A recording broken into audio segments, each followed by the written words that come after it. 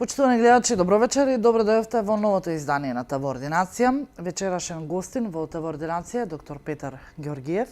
Докторе, добро вечер и добро ни дојдовте повторно во ТВ Ординација. Добро вечер и на вас и благодарам за поканата. Така, поканата доаѓа од реакциите од граѓаните кои што не следат на нашата емисија и кои што иницираат и понатаму едукативните емисии од ваквиот тип да продолжат и понатаму. Вечерва, докторе, зборуваме за една тема која што по самото име, по самата звучност на болеста, може би на граѓаните ништо нема да им значат, но секако со тек на разговорот ќе увидат дека станува збор кој што верувам дека многу од популацијата за Ќе се пронајде. Да, така. Станува збор за периферната артериска болест.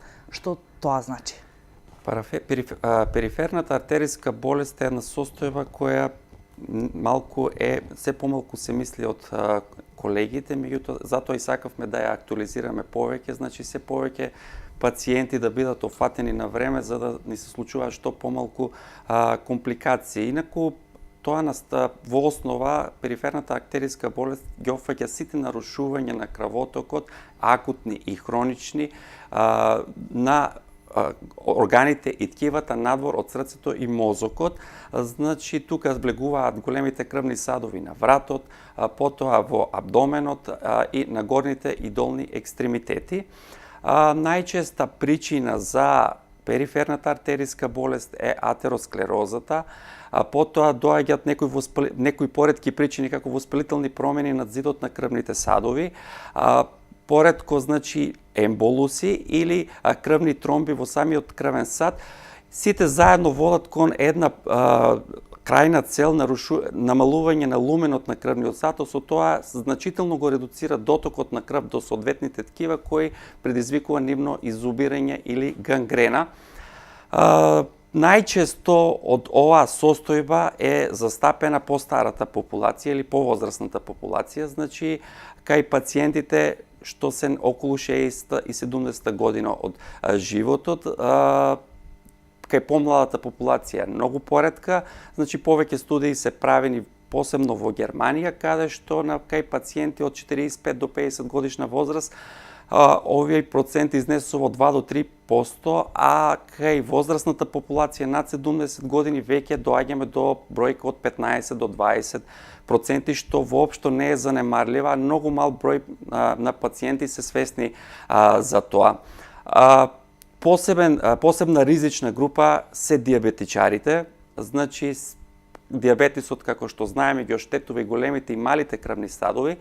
Меѓутоа, сите пациенти, диабетичари, кои што се над 50 години, или секој трет диабетичар над 50 години, веќе има некаква форма на периферна артериска болест и која што треба да биде внимателно исследена за да не се случат одредени компликации за кои што ќе говориме малку подоцна.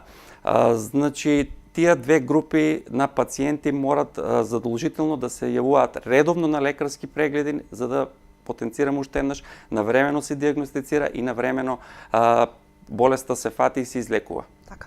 Кои се причините или главниот виновник кој што не се јавува ваквата болест? Причините се повеќе, меѓутоа главната причина е пушењето. Значи, се направени неколку студии во Америка, каде што е утврдено дека пушењето, значи, кај пациентите кои што пушат имат 10 пати поголем ризик да развијат периферна артериска болест него обичната популација и се смета дека имат поголем ризик за овие пациенти имат поголем ризик за периферна артериска болест него за исхемична болест на срцето, што значи дека пушењето освен другите последици по здравјето на организмот, периферната артериска болест зазема значајно место. Лошиот начин, ќе го спомнам и лошиот начин на живот кој што влијае на општото здравје, па и тука, значи физичката неактивност, храната избогатена со многу масноти, кој што предизвикува зголемување на холестеролот во крвта. Потоа, значи, долгото седење пред компјутер кој што е врзано со намалена физичка активност, притисокот, секако нерегулираниот шеќер кај диабетичарите. Имаме Исто така, значи, кај фамилии кои што се оптеретени фамилиарно со периферна артериска болест, исто се изложени, имаат повисок ризик за да развијат периферна артериска болест. Се на се едно мултифакторијално, значи причинско-последична врска има оваа заболување, така што треба да се делува на сите фактори, со што би се намалил ризикот за појава на проблеми од периферна артериска болест. Така, ги спомнавме причините кои се за периферната артериска болест или по меѓународот позната како гангрената, збор гангрена кој што навистина буди малку непријатни чувства кај пациентите, па и кај општата популација. Предпоставувам дека, како што и кажавте, најголеми ризик на пациенти се диабетичарите. Но имаме ли начин како да превенираме?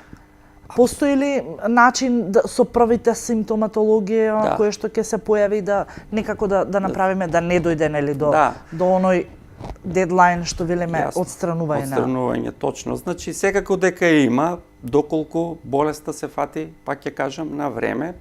Значи најпрво јас би кажал пред да дојдеме до фазата превенција кои се стадиумите, значи за гледачите да им стане јасно ако имаат некои од нивните симптоми, ако имаат некои од овие симптоми да се јават веднаш на лекар. Значи во почетокот болеста е тотално асимптоматска. Значи затоа што има добра колатерална циркулација долу на долните екстремитети, па симптомите се јавуваат во поодмината фаза кога значи ќе бидат зафатени поголем број на артерии.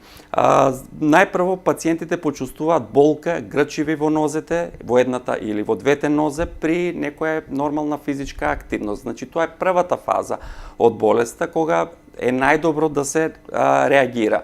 Понатаму, доколку помине одреден временски период и не се намалат ризик факторите, пациентите почнуваат да чувствуваат болки поинтензивни и при кратки интервали на физичка активност. Па така тие се приморани на некој секојдневно пешачење да застанат, да се одморат и потоа повторно да продолжат да одат.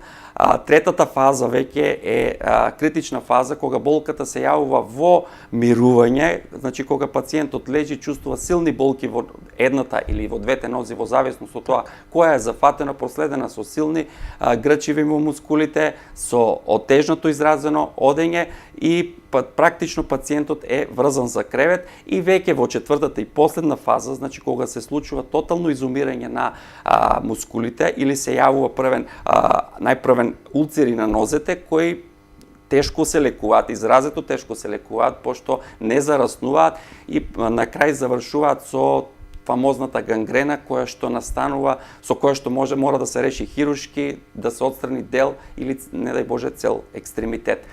Сега, значи ова е еден типичен развој на периферната артериска болест, има и други придружни симптоми кои што упатуваат на оваа диагноза, а тоа се, значи, вообичаено ногата која што е зафатена е постудена, значи во однос на другата, е со поблед колорација на кожата, ноктите и влакната вообичаено се изразено редуцирани, значи, или со изгубена трофика.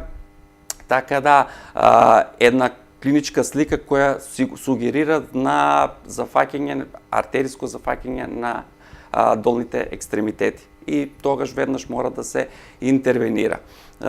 Вие спомнавте како можеме тоа сето да го превенираме. Значи, на сите овие пациенти кои што имат дел од оваа симптоматологија, прво и основно мора, значи, да се престане со пушењето. Значи, пак ќе ги спомнам светските студии кои што се направени, значи после престанување, една година по прекинувањето на пушењето, овие пациенти имаат исти ризик за развој на периферна артериска болест како и останатата популација која што не пуши, што значи дека прв и најзначаен фактор е да се прекине со пушењето. Втора мерка која што би можело да се превземе е да имаат редовна физичка активност. Секојдневното пешачење во зависност од општото здравје на пациентот и како ја подобрува циркулацијата во долните екстремитети, со што значително ќе го одолжи процесот на појава на потешки последици кои што завршуваат, за жал, по хирушки, значи со хирушко отстранување на гангренозното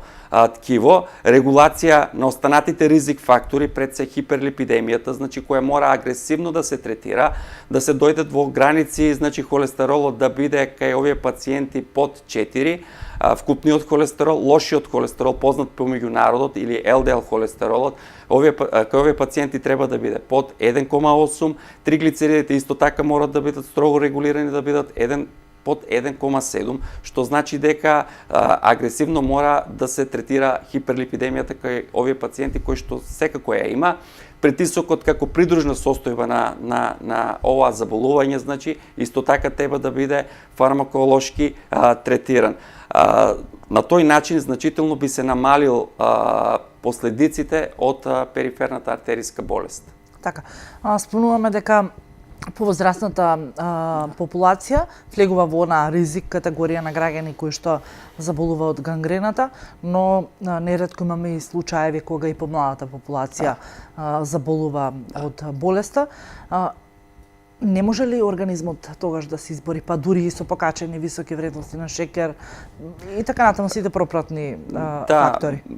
Кај помладата популација вообичаено се јавува кај фамилии, кај луѓе кои што се фамилиарно обтоварени. Значи најчесто и некој од фамилијата претходно имал заболување дали на срце или на периферните крвни садови, па така и тој ген се проширува и понатаму во фамилијата. Значи, кај нив најчесто е тоа во фамилијата, секако има некој пациент кој што страда од периферна артериска болест. Значи, за жал, единствен начин за да се спречи појавата на оваа состојба е строга регулација на ризик факторите. Значи, доколку имаме добра гликемиска регулација кај диабетичарите, доколку се престане со пушењето, имаме редовни физички активности, регулирани масноти, шансата да се случи периферна артериска болест кај помладата популација е исклучително ретка.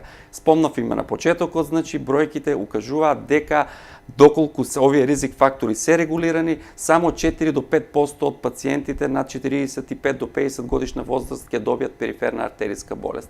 Доколку не, бројките се алармантни и доста високи, 20 до 30%.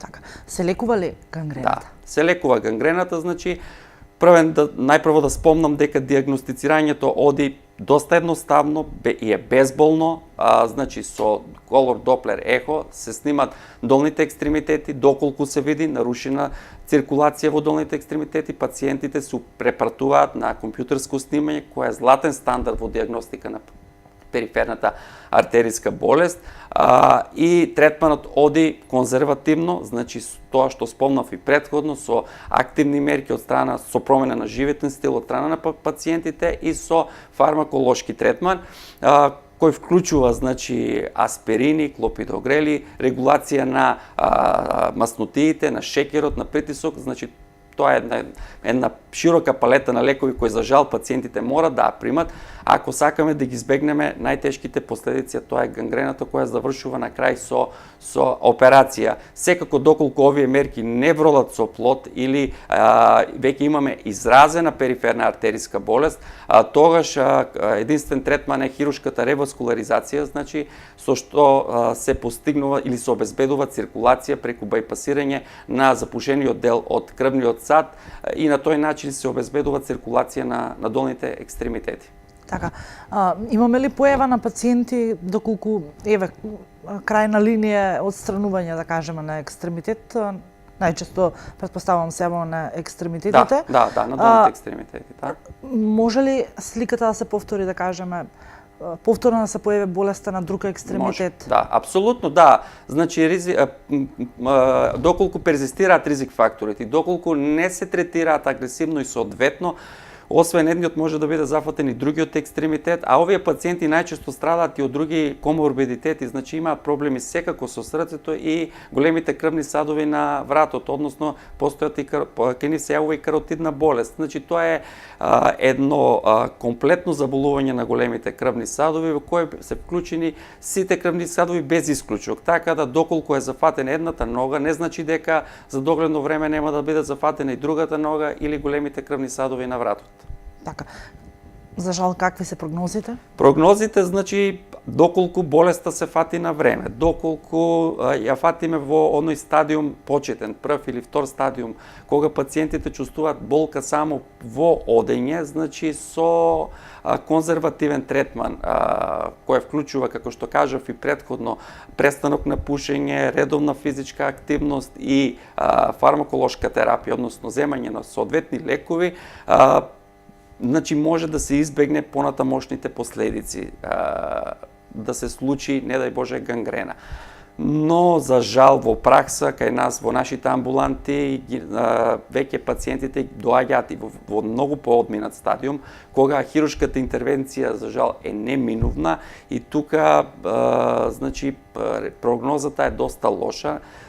Екстремитетот може да биде спасен, но за жал овие пациенти имаат веќе промени на крвните садови и на срцето и на каротидните артерии, со што е оттежнат и доста комплексно за третирање овој проблем.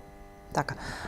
И на самиот крај би сакала да ве запрашам, знаете дали во земјава постои база на податоци со случаеви на оваа болест? За жал не постои, барем ние немаме такви податоци дека се води регистар на пациенти со периферна артериска болест.